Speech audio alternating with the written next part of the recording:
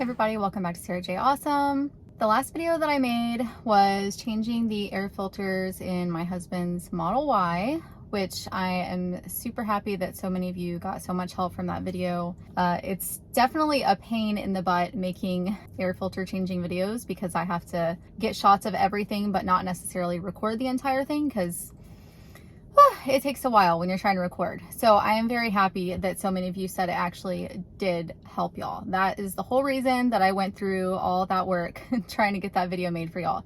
So now you have one of doing it in the Model 3 and one doing it in the Model Y, and it's basically the exact same process. But that way everyone knows exactly where all the plastic clips are in the Model 3 and Model Y and you don't break them. So I am super happy that I finally got that video off my plate. However, the last couple weeks have been insane and I have not been able to make a video. I don't even remember when I released that one. I've had a lot of stuff going on with my family, and I have two very, very close people in my family that I love dearly that are having some health problems right now. They're going to be fine, but I have been putting all of my energy into making sure that they get, taken care of.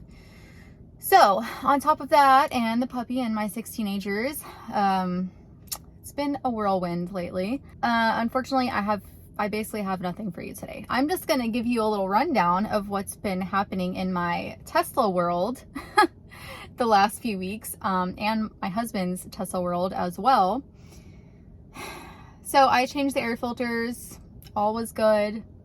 Then a tornado came ripping through my city and messed up a lot of stuff.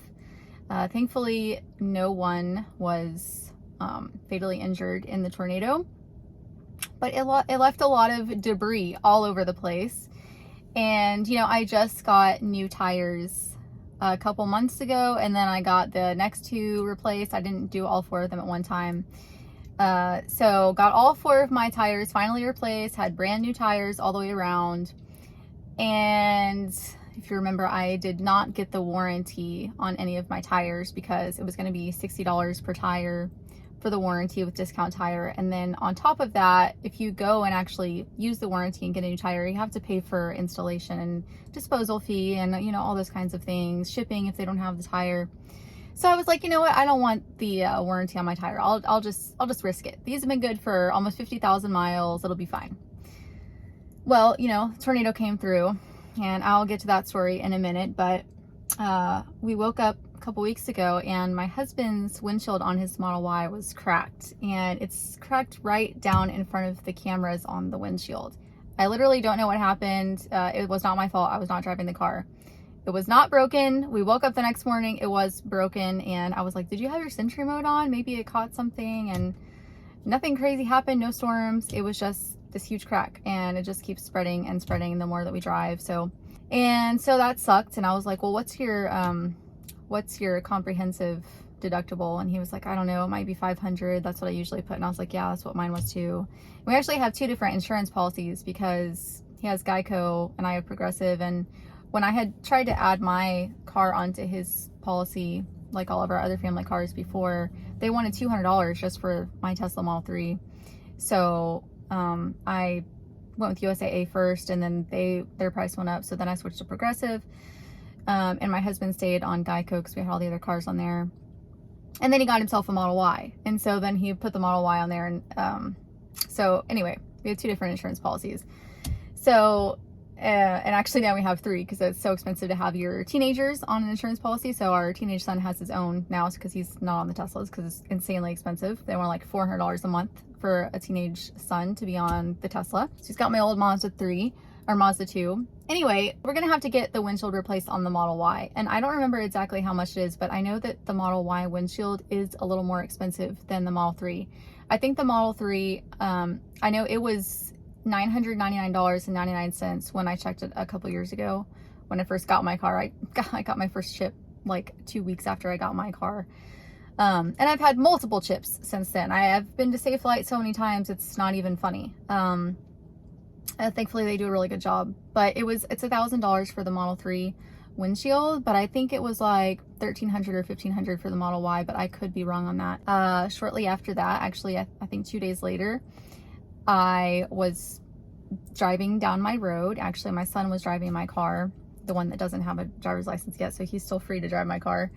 And we ran over my neighbor's debris from their fence that got hit by the tornado.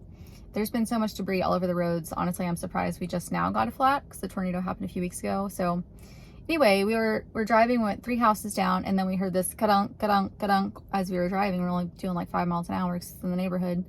And I was like, stop the car immediately. Like, something is seriously wrong. I got out and there was a piece of wood stuck in my front right tire, and the nail was going all the way through the wood and into the tire. I pulled it out before I drove back home, which I probably should not have done that, but I was just like, I didn't want to keep driving with the wood attached because I was worried it would rip a hole in my tire and then it wouldn't even be pluggable. So I had my son pull the piece of wood out because I couldn't even get it out. We drove back to the house, and then long story short, I took my car, I drove it very slowly but as quickly as possible to the NTB right outside my neighborhood and had them put a new tire on. So even though my tire was only 2 weeks old, we actually hit 2 nails at the same time within 2 inches of each other, so my tire was not salvageable. So that cost me $350 2 days later. And then just last Thursday, I was driving home from work on the Beltway in Houston, and something hit my windshield and it cracked halfway across my windshield instantly. And it's literally right in my view.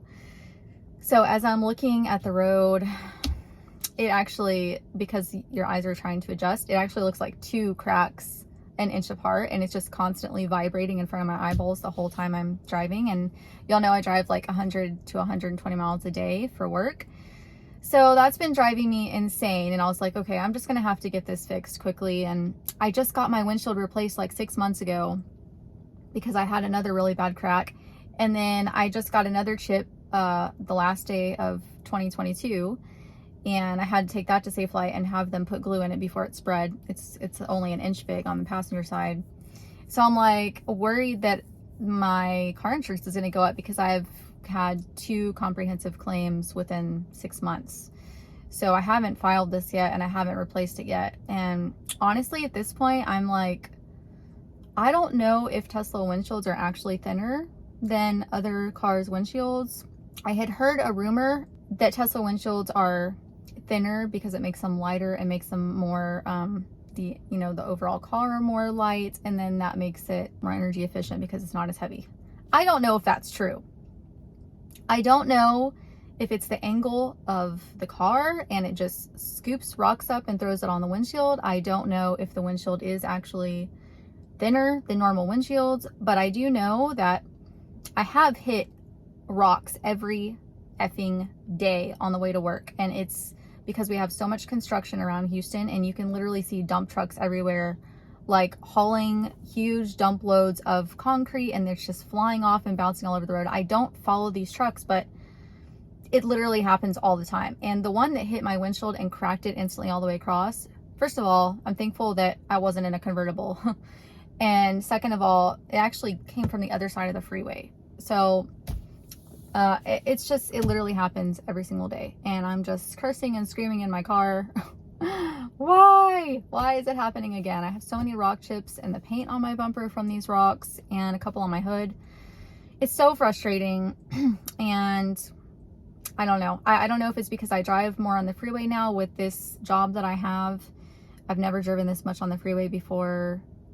So I don't know. I don't know what it is, but it's really getting frustrating. Basically, I've had $1,500 of damage done to both my cars within the last 3 weeks. So, and that's with using insurance. Super frustrating.